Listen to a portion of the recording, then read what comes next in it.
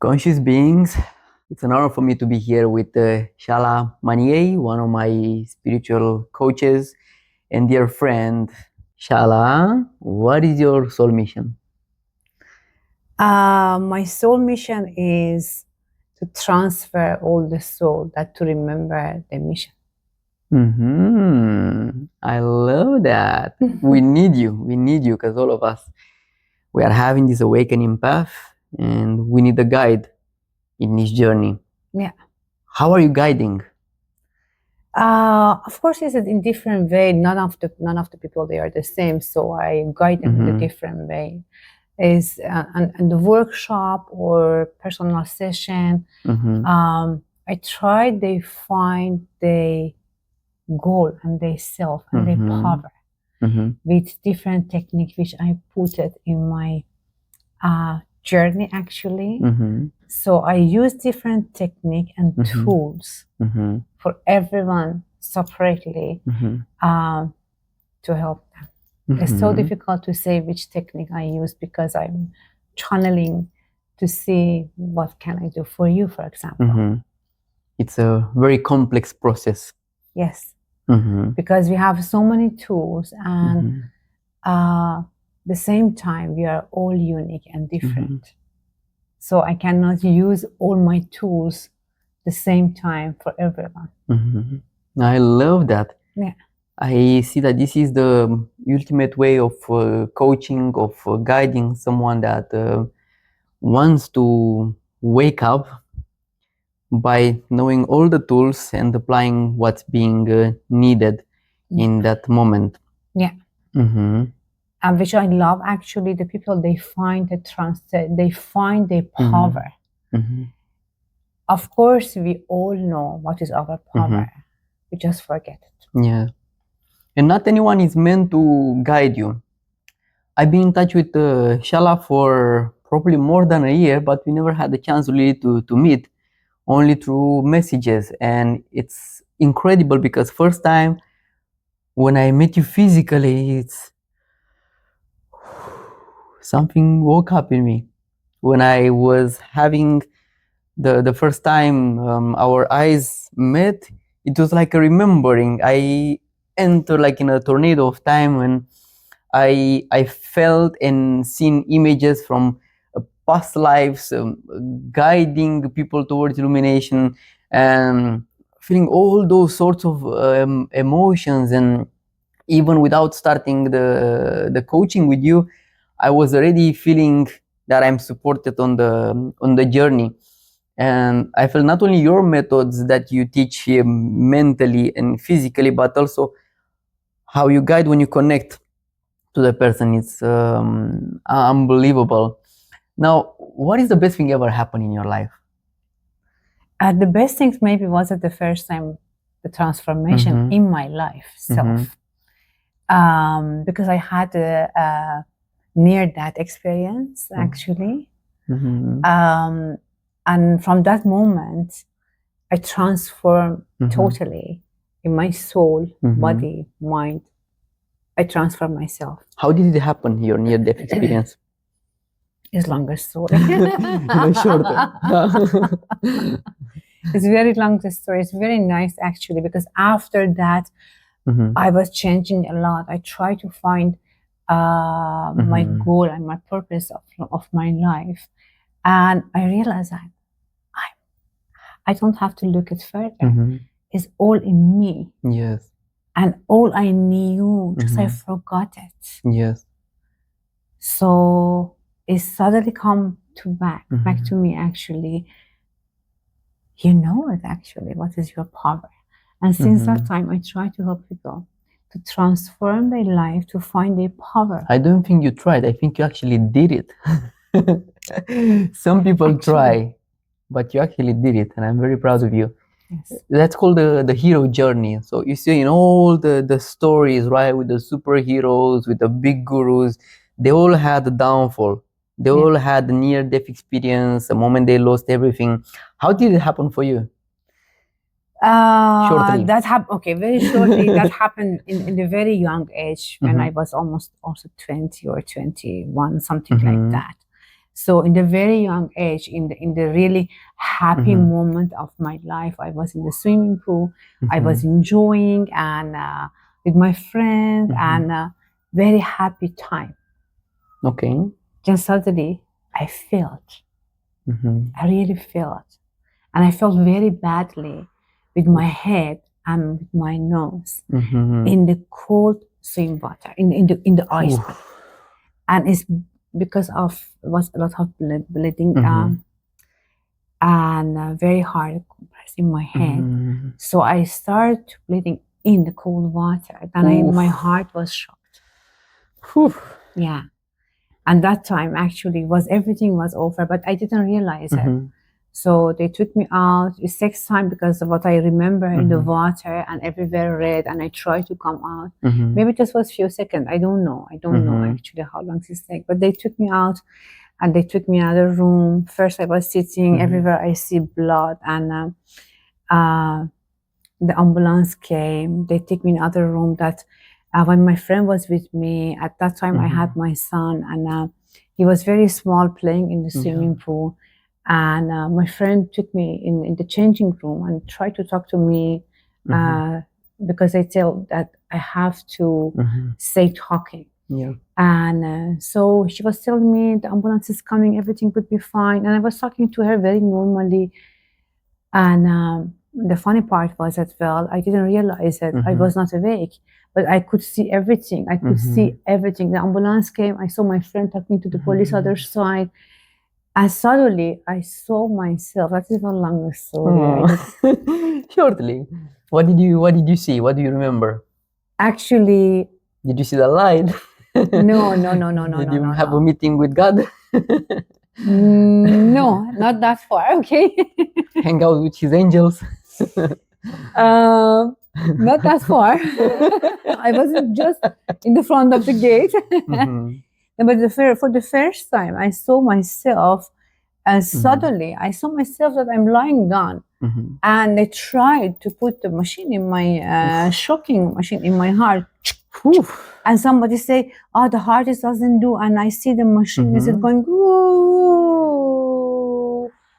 and I stop. And then they try, and I didn't know it's me. I saw everything, and wow! In 1 second, I think, "Wait a minute, that is me there. Wake up! That is me there."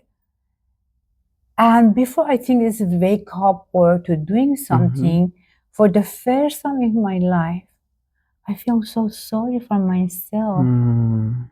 For the first time, I thought, oh my God, I was very young, very cute. There is no, I don't want to go. I didn't leave, not yet. It was such a moment for the first time. I want to hug myself and to say, you still didn't leave. And you are so young, so beautiful. Everything has to be finished like this. I was just enjoying that. I realized all in 1 second. I was talking with myself, and I want to hug myself. I said, "Oh, I feel sorry that you have to go so fast and in so young age and in a happy moment." It was shocking me actually at that moment, and I didn't know what to do. Just I was so scared. I was trying to talk to my friend, but of course, and I tried to help myself. I was running from one way to other way to help myself, and I saw my kids by the swimming pool, and I tried to say, "Oh my God, nobody knows the kid is here." And I was afraid that he's falling also in the swimming pool. So I was running and stressing from one part to other part, and I couldn't do anything. And the last things I remember, I was running behind the ambulance because they have to take me to hospital. Then at that time, when they put me in the hospital, I had to decide to go or to stay. But I don't know, just I passed something. What do you say, light? And it looks like that I jumped into something that I was flying or something in me that I was mixing with everything and anything. And then I don't remember anything. That's the first thing I remember, that I hear some heartbeat. Beep, beep, beep, beep. And looks like that I was thinking, but there's many detail. Yeah. Like that, I hear something. This is my I heart. love that sound. I love it. There's a song, My Heart Goes On. I'm back. Guess who's back? Yes. And I decided at that time I was really fighting. I didn't want to go. I feel at that moment my power, because I say no, I have to stay for my son. I was really so powerful to say I want to stay for him. I don't want to go. Listen to me. I'm staying here. Yes. So I feel the power of myself and of the human, and it was really nice experience with many detail. But I love that experience, that I was fighting, I was staying. I still remember that lovely voice of heartbeat. Beep, beep. Yeah. Beep. And I learned to love myself, because at that moment I want to hug myself. Was that the moment when from the strong businesswoman and leader and coach, from that moment did you decide to go more into the spiritual world as well? Yeah, because at that time I was also a student in the university in Amsterdam for international business and management, very into the business still. But from that time, I had a very lovely, nice friend, which she's also in heaven right now.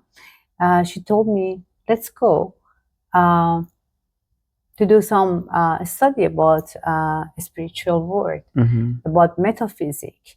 I said, what? We have no time. We have to study a lot. Yeah. But that was a moment. So I started going to the academic to learn more about metaphysics, about the spiritual life, about to being the really a spiritual mentor. So from that time, I started my path in two different worlds, business and spiritual, the same time.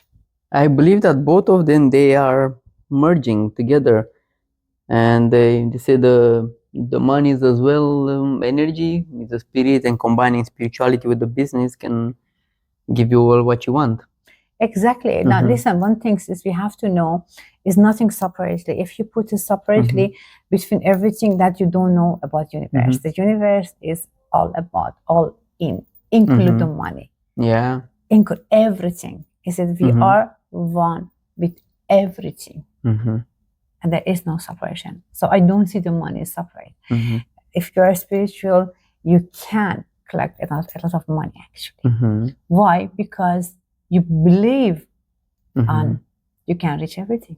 I love that. And what I love about the concept that Shahla is now preaching in her coaching about being rich, being a millionaire, a billionaire, but a spiritual billionaire, a spiritual millionaire. And it is possible to have them all. In all these books, it's like you have to choose. You cannot have it all. Yes, you can have it all. And I love that about your approach. Yeah. Now you're based in Dubai, but you're doing retreats globally, right? Yeah. Yeah. Now I do it globally. So since pandemic, so I started working more globally in everywhere. So mostly online. And I'm teaching a spiritual millionaire lifestyle. Spiritual millionaire lifestyle. Yes. I love the sound of it. Yeah. Yeah, because I believe in that. So, and I know it's working. And I reached that point. So I think, okay, if you are really spiritual, you can actually collect or add everything to you. What I'm so happy about you and working together and organizing retreats together is that you're actually living what you're preaching. Exactly. Because I'm sure you guys are approached every single day by somebody in Instagram, and it's like, let me teach you how to be a conscious millionaire or to manifest millions and abundance and all that stuff.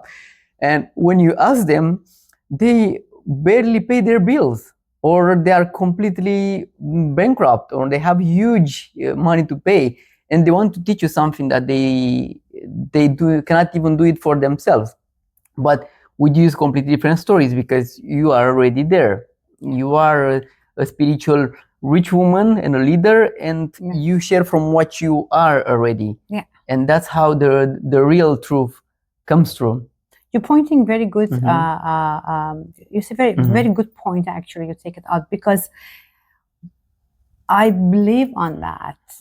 You have to tell the people you already reach or you already are. Yeah. That is huge difference. So we have to be careful to who we are listening. It's very important. The one that actually live that life or feel it or achieve it. So then you can listen to that person.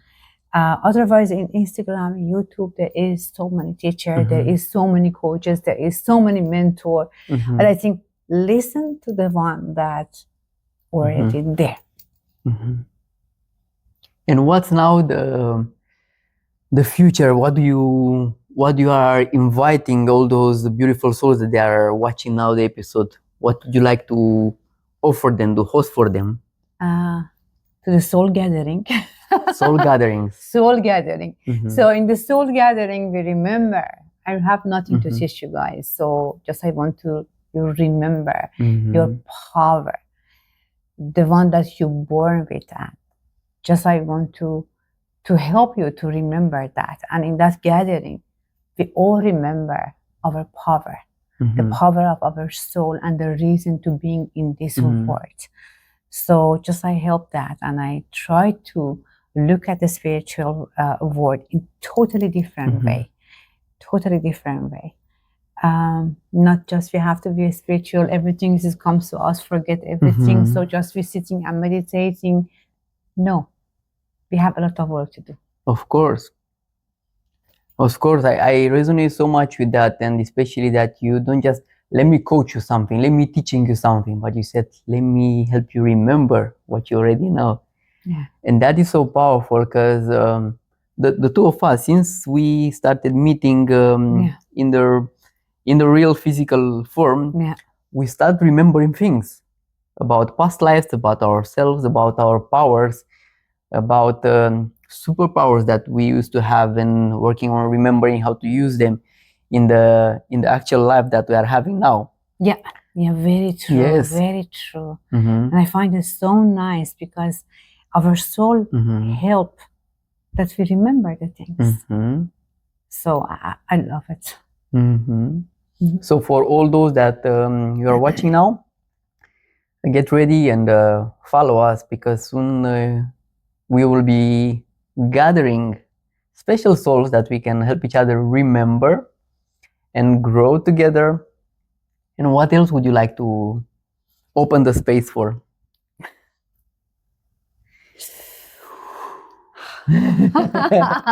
It is so much I love to share with everyone. So much. When somebody asks me what do you have to share, I think, oh my God, whole world. I can share a lot. The love. Here, the love.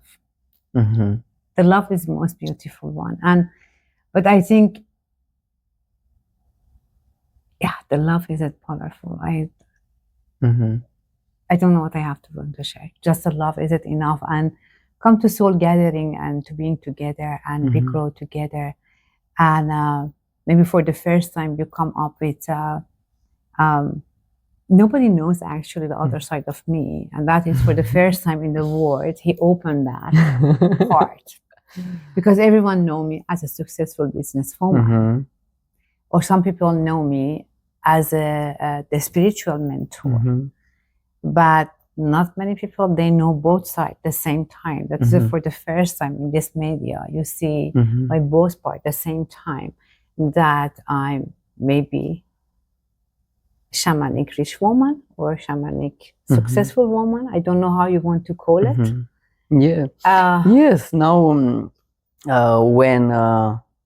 when people that they're not exposed that much in this life to the spiritual world, when they hear about shamans and shamanism, they think about that's some kind of crazy dude somewhere in the forest and playing with the ayahuasca and stuff like that. But it means much more than that. Mm-hmm. In the past, in many lives before us, the shaman was the guide of the tribe, the doctor, the healer, the mentor. Used to be taking care of everything, especially about the evolution. Exactly. So it's not only about taking some plants to get high to escape reality.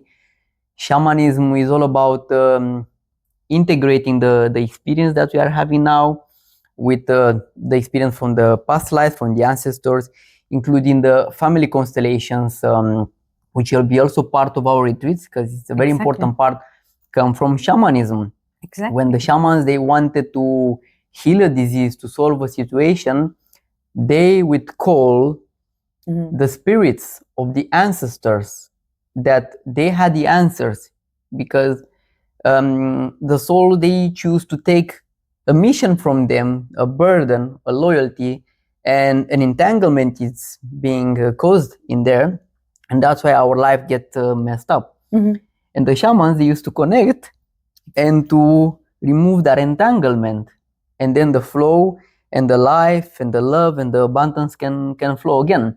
And you said about the love, that's the main goal of the shamanism, of the constellations, to restore the flow of love. Imagine as a river or warm pink light that flows to you. Yeah. That it's like, and that's what I'm experiencing when I'm around Shahla, an openness. You cannot have any kind of ungood feelings towards anyone around you. You start to feel love, because you open that that flow, and I love it. So you can see Shahla as a modern world shaman. There are many words now that you can use as a coach, as a guide, but I would call you as a modern life shaman who can help you navigate and get through your true self. And connecting with the nature, actually, as a shaman, you learn how you have the good connection with universe and with the nature of yourself and everyone. So I think that is nice, because what you explained perfectly. I love that, the way that you explain. One thing is, we are connecting with the nature, with the trees, with animals, with everything around us, actually, because we know we are one. We are all one, and we are love. It's very interesting. And also recently I realized that I thought I choose to be a doctor for falcons just because I wanted to. But it was a guidance. Like, I was in Romania, nobody knows about falconry in Romania. Nobody has any idea, right? They shoot them because they take their chicken. But I developed a love for them. I felt them and I wanted to connect with them. And imagine, like, in 2-3 years, I became the top 10 doctor for falcons in the world. My God. So imagine that. And then, like, was quick fast forward that I realized that my connection is not only physical, not only that I was able to repair their legs and give them a second chance, help them to fly again and save them, but I was connecting on a very high level. And the birds of prey, the falcons, the eagles, I used to have eagles as well, the golden eagle that the shamans, they connect to. Exactly. And I realized that my connection with them is much deeper than that. And then I stopped really working with them physically, because I can connect at will and they can send you messages. Yeah. And nowadays I move around and then birds are coming and they are looking into my eyes and they send me messages. It's very interesting, especially when a falcon looks into your eyes, he will send you a message. And they are choosing when they want to transcend, when they want to fly through dimensions. Like, for example, a cat, you see, stays there, they are walking through dimensions, so they see both worlds in the same time. Yeah. The falcons, the birds of prey, they can fly through dimensions as well. Yeah. Yeah. So we all have that connection. Yeah, very interesting, actually. It is I love it actually. And especially you're doing amazing job to get a message. If you are ready, we get a message for everyone and for the animal, for especially for animals. So the message passed through them. So as a shaman, you learn how you read the message or feel the message or receive the message. A lot to receive the message. Yes. And that is, I love it. You're doing a great job. It's so... You're doing a great job and we are doing a great job together. We are doing a great job all together. We are all together doing a great job. So we're going to do more soul gathering? Yeah, join us when we are having the next gathering and allow yourself to feel, allow yourself to enjoy more this life that's being given to you this time, because there are so many souls out there that they wish so much to have a body to experience what it's like to feel the touch, to feel the love, to feel the foods and everything. And we are very lucky. We are very lucky and enjoy more life. Don't restrain so much yourself. Exactly. And love yourself. And what Daniel say, there is so many souls they want to have in the body. Why? Because in this body, we can experience the winds, the drink, or the feel, or the love, or to see, or to touch everything. We can just experience with this body. If there is no body, the soul doesn't have any experience. So they love to enjoy it. I know the life is not always very easy and shouldn't be so easy. We are here to learn more. So but just enjoy it. I think always if the life is always so good and nothing, it's boring. Of course it's boring. It's boring. We need problems, otherwise what we could do the whole day. It's so boring. So okay, I don't like to have a bad day, but if it's every day is good, it's boring. Of course. So enjoy it as it is. Is there any last message that you would like to leave our beloved people with? Transformation is not the things that you are looking for. The transformation, true transformation, is it something it is always in you. Just find it. Thank you. Thank you so much. I appreciate that you was here. Thanks a lot for listening and to being with us here. Thank you so much. Thank you.